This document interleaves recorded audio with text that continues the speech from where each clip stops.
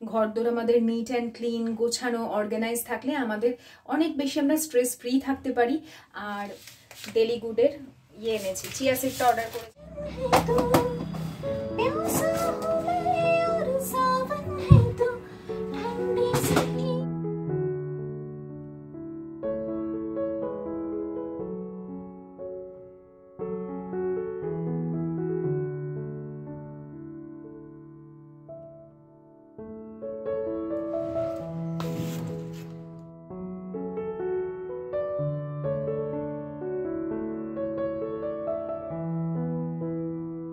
Morning বন্ধুরা, welcome back to my channel. আশা করছি সকলে খুব ভালো আছো, আমিও খুব ভালো আছি। ছাদে যাচ্ছি, আজকে প্লাম্বিংয়ের কাজ হচ্ছে। আশিস বলো ডেকে দেখাও বাইরে কোথায় বেসিন হবে। বাইরে আউটসাইডে একটা বেসিন করবো, ধরো কেউ এলো মুখ টুক ধোয়ার জন্য। এই কলে তো, এখানে কল আছে কিন্তু কলে তো মুখ ধুলে জায়গাটা নোংরা হতে পারে, এখানে আমরা ভালো কিছু করতে পারবো। কোথায় গেল রে বাবা আমাকে দেখে? এই যে এখানে যে বাথরুম আছে, এখানে একটা বাথরুম, তো কানেকশন সব হয়ে গেছে বাথরুমে, দেখতে পাচ্ছি, পরে দেখাবো। আর এইদিকে তো আমার তো ভেতর দিয়ে বাথরুমটা, এইখানে একটা বেসিন করবার ইচ্ছা আছে। কোথায় গেল?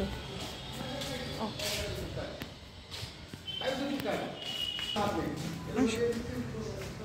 আমি বলছিলাম এই কর্নারটাই করতে বলছি না, এই মাঝখানটাই করবো।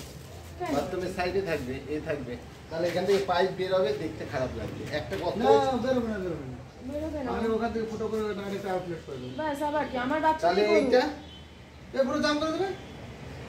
ঠিক আছে, হ্যাঁ ঠিক আছে, হ্যাঁ হ্যাঁ আমার বাথরুমে করব, ঠিকই বলেছে। ওই তাহলে ওয়াশিং মেশিন ওইটা আলাদা হবে, এটা আলাদা হবে, একদম ঠিক। তিনটে পাইপ হয়ে যাচ্ছে, তাহলে এইটা আবার আলাদা কি হবে? ওয়াশিং মেশিনের পাইপ আছে, দুটো ভালো লাগবে না, কি হবে কম্পাউন্ডে চলে যেত, এটা একটা সুবিধা হতো।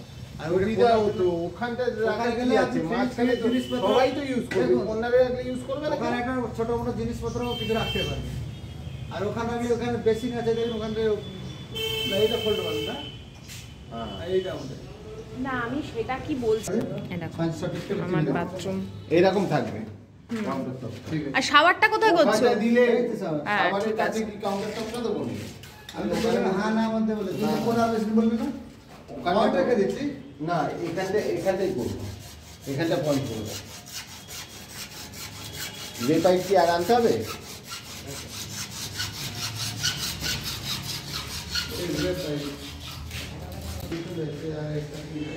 বাইরে একটা জলের মানে ইয়ে বেসিন করছি, আর ভিতরে বাথরুমের ভেতরে একটা করছি। বাইরে করছি মানে কেউ এলে মুখ টুক ধোবে, এই কারণ।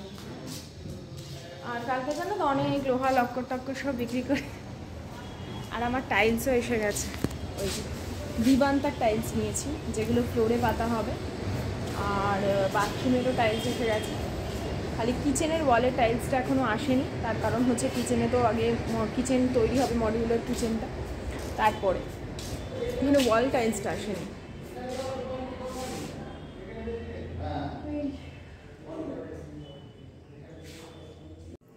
তো সকাল থেকে যাবতীয় কাজ এই সময় সারা হয়ে গেছে, স্নান হয়ে গেছে, রান্না তো কমপ্লিট। ওই যে দেখো ওখানে সমস্ত কিছু টেবিলে রাখা আছে, পরে দেখাচ্ছি তোমাদের। আর একটু দেরি করেই আজকে স্নান করেছি, যখন বাড়িতে কাজকর্ম হয় না, বারে বারে ওপর নিচ করা, ধুলোবালি গায়ে লেগেই যায়, তো সেই জন্য একটু দেরি করেই স্নান করি। শ্যাম্পু করলাম আজকে বুধবার আর সানডে, এই দুটো দিন তো আমি শ্যাম্পু করি। শ্যাম্পু করবার পর কন্ডিশনার দিয়ে চুল যেরম ধোয়া সেটা ধুই, তারপর সিরাম দিয়েছি। পম্পাদির পার্লারে সিরামটা কিনে আমি মানে পেমেন্ট করে রেখে দিয়ে চলে এসেছি, প্রায় ধরো মাসখানেক হতে চললো। গিয়ে যে নিয়ে আসবো, আসলে ওই দিকটা যাওয়াই হচ্ছে না, নিয়ে আসবো সেটা আর হয়ে উঠছে না আর কি। তো যাই হোক, যেটুকু আছে সেটুকু দিয়ে কাচিয়ে কুচিয়ে আমি চালাচ্ছি। এখন এই যে এই সময়টুকু একটু নিজেকে রিফ্রেশ করার এবং একটু সময় দেওয়ার। আশিস এসে গেছে কাছ থেকে, ভাত খাবে বলে বসে আছে। হাতে যেহেতু সময় আছে, খুব একটা তাড়াহুড়ো করছি না, ওই জন্য মানে এখন মুখে টোনার দিলাম আগে, তারপরে হাতে পায়ে একটু ময়শ্চারাইজার দেবো। ময়শ্চারাইজার দেওয়ার পর তারপরে মুখে যে ময়শ্চারাইজার আলাদা করে টি ট্রি যেটা দিই সেটা দেবো। আর বলে যে হাতের তালুতে নাকি খুব বেশ অনেকক্ষণ ধরে যদি তুমি ক্রিম বা ময়শ্চারাইজার দাও, তাহলে কিন্তু তোমার সব কিছুর জন্য, ওভারঅল সব কিছুর জন্য ভালো। হ্যাঁ, তো এটা একজন জ্যোতিষী একদিন একটা রিলে আর কি বলছিল যে হাতে খুব ভালো করে আস্তে আস্তে করে ময়শ্চারাইজার, মানে হাতের তালুতে কি হয় ঠিক আমার এই মুহূর্তে মনে নেই। তো ওটা মনে পড়ছিল তখন, তাই জন্য একটু সময় আছে বলে অনেকক্ষণ ধরে হাতটায় ম্যাসাজ করলাম। এমনিতেই সারাদিন এত ঘরের কাজ করি, এত বাসনপত্র ধুই, হাতের তালু খসখসে হয়েই যায়। তো সেই জন্য সারা বছরই আমাদের হাতে ক্রিম বা ময়শ্চারাইজার ইউজ করতেই হয়। তো হয়ে গেছি এখন, বেশ একটা ঠান্ডা ঠান্ডা লাগছে নিজেকে আর ফ্রেশ ফিল হচ্ছে। ওই জন্য সব থেকে শেষে স্নান করলে না খুব ভালো লাগে, যদিও সেটা সব সময় হয় না। আমার ম্যাক্সিমাম ক্ষেত্রেই ভোরে মানে উঠি তো সকাল সকালই স্নান হয়ে যায়। কোনো দিন হয়তো আমি রান্নার পর স্নান করলাম, তো সেই দিনটা আমার বেশ ভালো লাগে, ফ্রেশ লাগে একদম। খাওয়া দাওয়ার পরও শরীরটা বেশ রিল্যাক্স লাগে। তো গতকালে না ডাল, আলু পোস্ত এগুলো ফ্রিজে ছিল, খুব সামান্য হলেও সেটা ফেলে দিই না, একটা ছোট্ট বাটি করে রেখে দিই। এই যে যেমন একটা অরেঞ্জ ছোট্ট বাটির মধ্যে কিছুটা ডাল ছিল, পরের দিনও যদি ডাল করি তার সাথে মিশিয়ে দিই না, কিন্তু ওই যে একটুখানি ডাল থাকে সেটা হয়তো এমনি নর্মাল খেয়ে নিলাম বা কেউ একজন খেয়ে নিল এরকম। আর আজকেও খুব সিম্পল রান্না করেছিলাম, ডিমের কষা করেছিলাম, আর করেছিলাম হচ্ছে ভাতে দিয়েছিলাম অনেক সবজি টবজি, আর ডাল আলু পোস্ত ছিল, লোটে মাছের ঝুড়ি ছিল। তো চলো এবার তোমাদের একটা নতুন জিনিসের সাথে পরিচয় করাই। তোমরা তো জানোই আমার নতুন কিচেন তৈরি হচ্ছে, তো নতুন কিচেনে নতুন নতুন বাসনপত্রেরও তো প্রয়োজন। তার জন্য সেই কিচেনের শোভা বাড়াবে আমার এই আগারো ব্র্যান্ডের এলিট হার্ড অ্যানোডাইজ কড়াইটা, যেটার গ্লাস লিড দেখতে ভীষণ সুন্দর, আর ব্ল্যাক কালারের উপর এরকম কাচের ট্রান্সপারেন্ট লিড একটা আলাদাই কিন্তু লুক এনে দেয়, তাই না? আর সব থেকে বড় কথা, তোমরা কিন্তু দেখবে যখন আমি প্রথম ভিডিও করি তখন থেকে অ্যানোডাইজের তাওয়া, কড়াই এগুলো কিন্তু আমি আগের থেকেই ব্যবহার করি।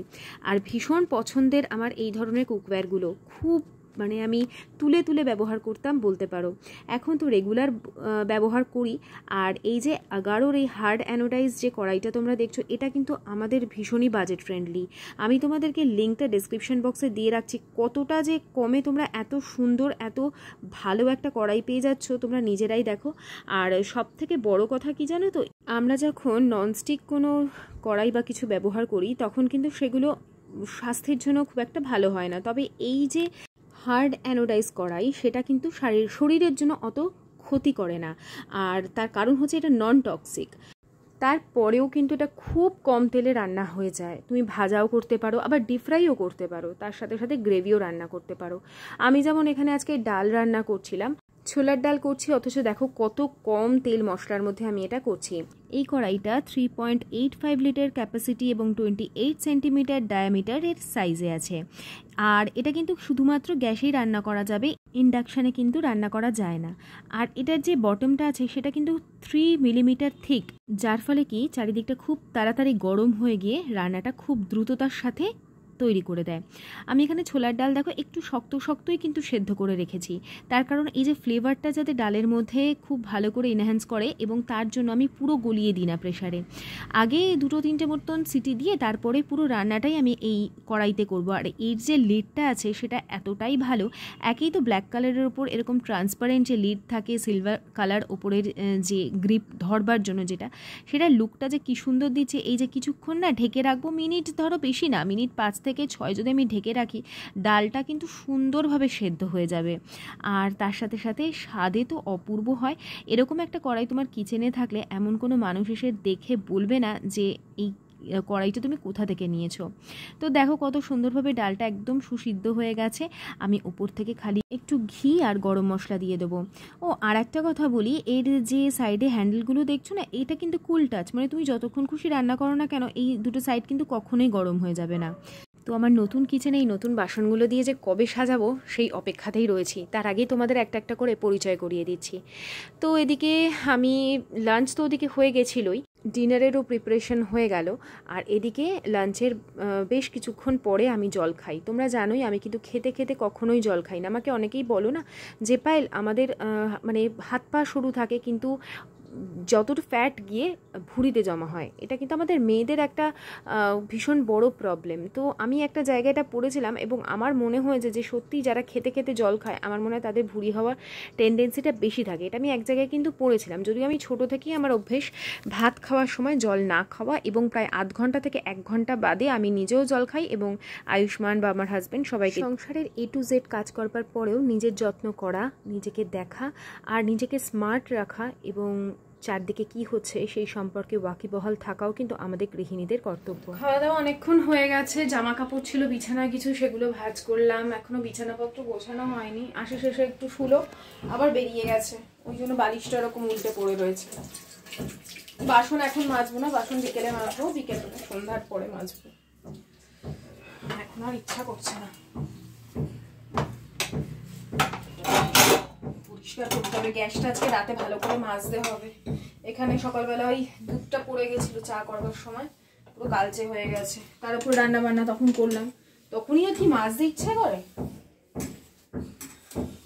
এই সব চলে, তাও তো রান্না হতে হতেই আমি মুছতে থাকি। এই করে কতবার যে হাতে ছ্যাঁকা খেয়েছি তার ঠিক নেই। এখন একটু মোটামুটি মুছে রাখি, এরকম অভ্যাস আমাদের। আয়ুষ্মান অঙ্ক করছে, কালকে অঙ্ক ওদের ইউনিট টেস্ট, অঙ্ক করে নেই। দুপুরবেলা এমনিও ঘুমোতে চায় না, অঙ্ক স্যার যা দিয়েছে পুরো যে কটা চ্যাপ্টার আছে পুরো সব ধরে দেবো, অঙ্ক কর, সব কটা করবি, একটাও বাদ দিবি না, একদম A to Z করবি। সেটাই করছে এখন।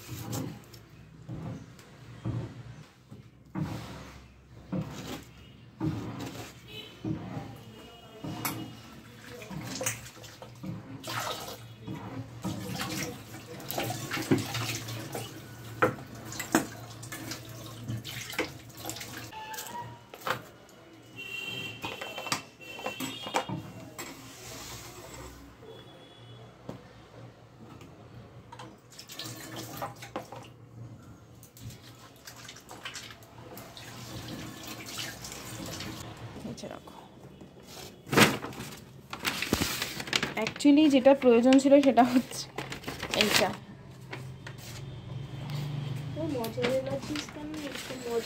আর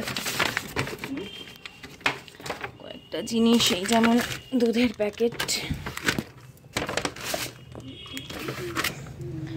দুটো, এইটা একটা সাদা তেল,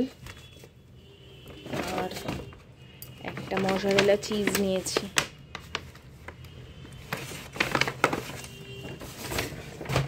এই কটা জিনিসেই 500 টাকা বিল হয়ে গেছে জানো। নামেই দেখায় কম, সেই টাকা বেশি ধরেই নেয়। দেখাচ্ছে ডেলিভারি চার্জ নিয়ে। আমি এতক্ষণ বললাম যে কেন, আমার তো দেখাচ্ছে আমার প্লাস হচ্ছে এত টাকা, আমি কেন বেশি টাকা দেবো। তারপরে ভাবলাম যে ছেলেটা খেটে খুঁটে এসছে, আবার ক্যান্সেল করব, দিয়ে দিলাম। থাক, কিছু দিলে ঠিকই কিছু ফেরত পাওয়া যায় বলো। এই যে শীত চলে যাচ্ছে, গরম আসছে, এই সময় যে কী হারে মশার উপদ্রব হয়। আমাদের কিন্তু এখানে মশা বলতে সেরকম নেই, কিন্তু ঠিক এই যে সিজন চেঞ্জ হয়, মানে গরম থেকে শীত আসে আর শীত থেকে গরম যায়, এই সময়টা বেশ মশা আসে। কিছুই না, একটা লিকুইড জ্বালিয়ে রাখলে সন্ধ্যের পর থেকে খুব একটা এই মশার উৎপাতটা হয় না। একেবারেই ছিল না, তাই জেপ্টো থেকে অর্ডার করে নিলাম।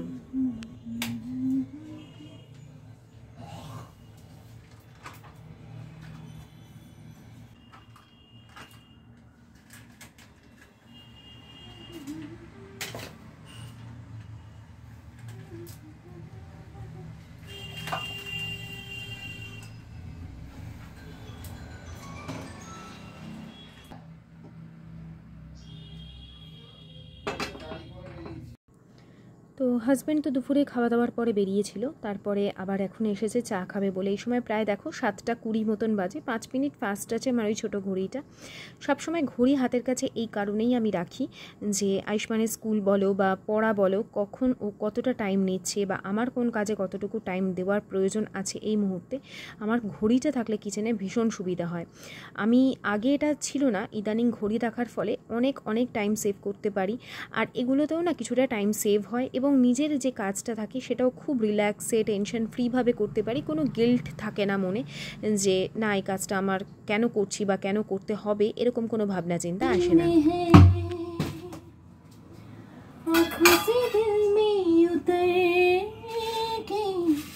तू मेरी धड़कन में है मेरे यार,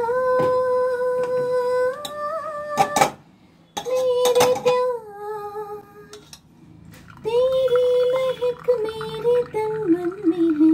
तेरी कसम, हाँ तेरी कसम, जीने की कसम, ओ सनम,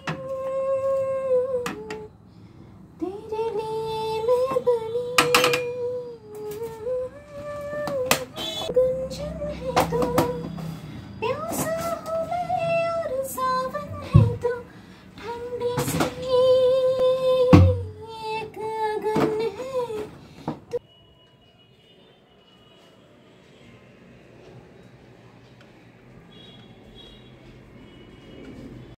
সত্যি বলতে কিচেনে যখন আমি কাজ করি তখন হয় আমি গান শুনতে শুনতে কাজ করি, আর না হলে নিজে গান গাইতে গাইতে কাজ করি। এতে না মাথা যখন ফাঁকা থাকে না তখন দেখবে আজে বাজে চিন্তা বা অন্য কোনো খারাপ কথা মনেও আসবে না, কানেও আসবে না। এটা হচ্ছে সব থেকে ভালো ট্রিক্স হচ্ছে গান শোনা। আমি তোমাদের বলি না, যখন দেখি বাইরে কেউ কোনো কারণে চেঁচাচ্ছে, সেটা যার ওপরই হোক, আমি সঙ্গে সঙ্গে ঠাকুরের গান বা কিছু চালিয়ে দিই। এতে করে আমার কানে কোনো নেগেটিভ কথাগুলো ঢোকে না। তো এখানে আমি আজকে অনেক দিন পর এই সলিউশনটা বানালাম। আমার মনে হয় এটা সবাই জানে, কারণ ইউটিউবে এমন কেউ নেই হয়তো এই সলিউশনটা বানায় না। বিশেষ করে যারা আমরা ঘরের কাজকর্ম করি তারা মনে হয় সবাই এই সলিউশনটা কোনো না কোনো সময় বানিয়ে রাখি। ঠিক যেটা আমাদের ঘরে কলিন বা ওই জাতীয় কোনো লিকুইড কাজ করে, এটা তার থেকেও বেটার কাজ করে। কিছুই না, আমি এখানে 1.5 কাপ জল নিলাম, 1/2 কাপের একটু বেশি নিয়েছিলাম ভিনিগার, আর এখানে 1.5 চামচ মতন লিকুইড যে ডিশ ওয়াশার থাকে সেটা দিয়ে দিলাম, আর দিয়ে দিলাম 1/2 চামচের একটু বেশি, ধরো 1 চামচ মতনই আমি এখানে দিয়ে দিলাম বেকিং সোডা। এই যে আমি যেটা বানাচ্ছি এই লিকুইডটা দিয়ে তুমি যে কোনো কঠিন দাগ তো তুলতেই পারবে, এমনকি যে কোনো ঘরের আসবাব বলো পরিষ্কার করতে পারবে। কিচেন কাউন্টার টপ থেকে শুরু করে গ্যাস ওভেন, যে কোনো জিনিস খুব ঝকঝকে চকচকে করতে পারবে। মাইক্রো ওভেন থেকে শুরু করে সব কিছু ক্লিন করা যাবে। এটা একদম বলতে পারো যে 100-এ 100% কাজ করে। তো আজকে আমি এটা যখন তৈরি করে নিয়েছি, এই কড়াইটা পরিষ্কার করা দেখাচ্ছি, তারপরে রাতের দিকে একজন কমেন্ট করেছে তুমি কি কখনো মানে কড়াই মাজো না? আমি কি বলবো বলো তো, আমি বলেছি না আমি মাজি না। কারণ সত্যি বলতে এই ধরনের কিছু কিছু পোড়া পোড়া কড়াই থাকে যেগুলো দিয়ে আমরা শুধু পোড়ার জিনিসেরই কাজ করি, ভাজা থেকে শুরু করে।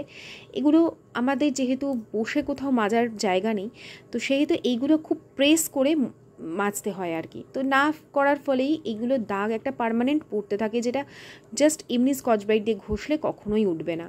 প্রচুর হাতে প্রেশার দিতে হবে, না হলে ওই যে ঘষা কাগজগুলো পাওয়া যায় সেগুলো দিয়ে ঘষলে হয়তো উঠে যায় খুব সহজে। তো আমার এত সত্যি বলতে হাতে জোরও নেই। আমার যদি মনে হয় যে না এই কড়াই ভীষণ কালো হয়ে গেছে, আমি সে কড়াই বাতিল করে দেবো, কিন্তু অত জোরে আমি মাজতে পারবো না।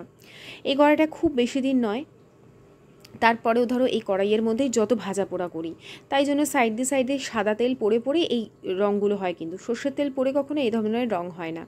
তো আমি ওই যে মিক্সচারটা বানালাম ওটার মধ্যেই কিছুক্ষণ ডুবিয়ে রেখেছি, রাতের দিকে কিন্তু বেশ ভালো মতন উঠে গেছে। আমি যদি এই ব্লগের সাথে শেয়ার করতে পারিনি, কারণ আমি একটা কাজের জন্য খুব তাড়াহুড়োয় ছিলাম, আর এই কাজটা করতে আমার সত্যি সময় লাগে।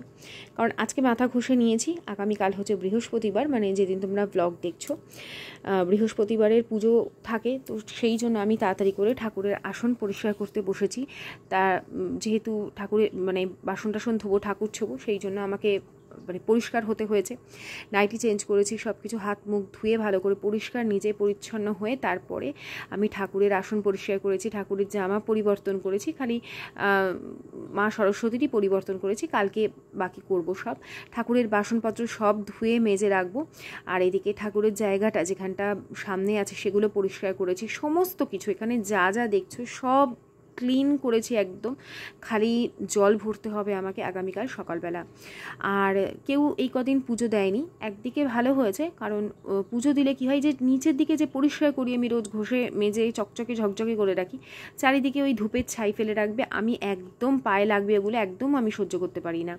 আমি বলি না যে খুব বেশিক্ষণের কিন্তু কাজ নয় এই জিনিসগুলো খুব সাময়িক, হয়তো 10 মিনিট লাগে, কিন্তু এই কাজটাই করার একটা স্টাইল থাকে, যেটাকেই বলে যে স্মার্টনেস। আর এগুলো আমরা কাজ করতে করতে শিখে যাই যে না এই কাজটা এইভাবে না করলে পরবর্তীকালে আমারই সমস্যা হবে। এখন যেমন ঠাকুরের বেশ কিছু জামা বলবো না, এগুলো হচ্ছে ছোটো ছোটো কাপড় আমার আলাদা আলাদা থাকে, কোনোটা আমি ঠাকুরের জায়গা মুছি, কোনোটা আসন মুছি, কোনোটা ঠাকুরের গায়ে দিই, তো সেইগুলো সমস্ত কেচে ধুয়ে আমি ব্যালকনিতে মেলে দিলাম। তো এই যে ঠাকুরের সম্পূর্ণ জায়গা পুরো পরিষ্কার করে নিয়েছি, খালি কালকে ঠাকুরের জলটা ভরতে হবে বালতি ভালো করে পরিষ্কার করে ধুয়ে, সকালে যখন জল আসবে টাইম কলে তখন ধোবো। আর ঠাকুরের বাসনে আর হাত দিচ্ছি না, সব ধুয়ে মেজে একদম প্রদীপ সব পরিষ্কার করে নিয়েছি। ধুনুচিটা খালি কিছু করিনি, হাতই দিইনি, বাকি আমি ওই কর্পূরদানি থেকে সব এই সমস্ত কিছু কিন্তু মুছে ধুয়ে পরিষ্কার করে রাখা। ঠাকুরের ফুলও আনা হয়ে গেছে, খালি কালকে সকাল সকাল পুজোটা সেরে নেবো। বৃহস্পতিবারের পুজো আজকেই মাথা ঘষে নিয়েছি, তো হয়ে গেছে। এখন খালি ডিনার বানাবো। তো ডিনারের যে প্রিপারেশন সেটা আমি তোমাদের প্রথমেই দেখিয়ে নিয়েছি। এখন চলো আমি ডিনারটা বানিয়ে নিই। তো এই যে ডিনারে আছে ছোলার ডাল, তার সাথে করলাম গরম গরম রুটি, আর পেঁয়াজ কেটে নিয়েছি, তার সাথে আছে মিষ্টি। এই হচ্ছে ডিনার। আয়ুষ্মানের এই সবে সমস্ত অঙ্ক হলো, কালকে অঙ্ক পরীক্ষা, সেই 4টে থেকে বসে আছে, অঙ্ক করেই যাচ্ছে। রাত্রি 11:30 বাজে, এখন আমরা ডিনার, অনেক দেরি হয়ে গেছে। আসলে আমি ভাবছি অঙ্ক করে নিই, ঠাকুরের বাসন টাসন সব ওগুলো পরিষ্কার করলাম, তো সময় লাগলো না অনেক। তোমরা হয়তো ভিডিওতে কয়েক মিনিট 1-2 মিনিটের মধ্যে দেখলে, আমার তো ঘন্টাখানেক লেগে গেছে এগুলো করতে। এই যে সলিউশনটা বানিয়েছি দেখো, এখানে গ্যাসের এই যে সাইডে কীরকমভাবে ওই দুধ পড়ে গেছিলো সকালে তোমাদের বললাম না, তো ওর ওপরই রান্নাবান্না করেছি, তো এই একদম মানে চড়া হয়ে গেছে। তো আইদার তোমাকে স্কচ ব্রাইট দিয়ে ভালো করে ঘষতে হবে, নাহলে এই লিকুইডটা একটু অল্প করে লাগিয়ে রেখে দাও, জাস্ট মুছে নিলেই হয়ে যাবে। এত ভালো কিছুই আমি এর মধ্যে এখন আর স্কচ ব্রাইট দিয়ে ঘষাঘষি করিনি, তাহলে আমাকে অনেকক্ষণ ধরে এখন ডলে ডলে মুছতে হবে। অলরেডি অনেকটা রাত হয়ে গেছে, আমাকে নিজেরও রেস্টের প্রয়োজন আছে, নিজের এডিটিং আছে, পরের দিন আবার আয়ুষ্মানের সকালে স্কুল আছে, আমাকে উঠে টিফিন বানাতে হবে। তো ঠিক আছে, পরিশ্রম যখন যেরকম দিন আসে তখন সেরকম করতে হয়। কষ্ট করলে খুব যে একেবারে ক্ষতি হয়ে যাবে এমন তো নয়। হ্যাঁ, বিশ্রাম যখন নেওয়ার ঠিক নিয়ে নেব, তবে এটা কোনো রকম বোঝা নয় যে আমার শরীরে বিশ্রাম হচ্ছে না, আমাকে বিশ্রাম নিতে হবে, যখন নেওয়ার ঠিক হয়ে যাবে। তবে এইটুকু বলতে পারি যে এই ছোটো ছোটো জিনিসগুলো করা থাকলে আমাদের কিন্তু সময়ের মতন বিশ্রাম ঠিক হয়ে যায়। আর এই সলিউশনটা দিয়েই আমি এই যে আমার ইন্ডাকশানটা আছে সেটাও পরিষ্কার করে নিচ্ছি, একদম কয়েক সেকেন্ডের মধ্যে ক্লিন হয়ে গেল। তো এই দেখো কি সুন্দর চকচকে করে পরিষ্কার হয়ে গেল। তোমাদের আগে দেখালে ভালো হতো, যেটা কতটা নোংরা ছিল ওটা আমি তুলতে ভুলে গেছি। একদম শাইন করছে, আর কিছুই আমাকে সেরকম ডলতেও হলো না, কিছু না। খুব নোংরা ছিল, মানে চিটচিটে ছিল। ওই সাবান জল আমি খুব একটা লাগাতে চাই না, ওই জন্য কাপড়ের মধ্যে ওই এটা দিয়ে এই আরও এইটার জন্যই আমার কিন্তু বানানো এই লিকুইডটা। আর গ্যাসও দেখো পুরো ঝকঝকে চকচকে করে দিয়েছি। আর তোমাদের দেখাই আজকের ডেলি গুডের এনেছি, চিয়া সিডটা অর্ডার করেছিলাম।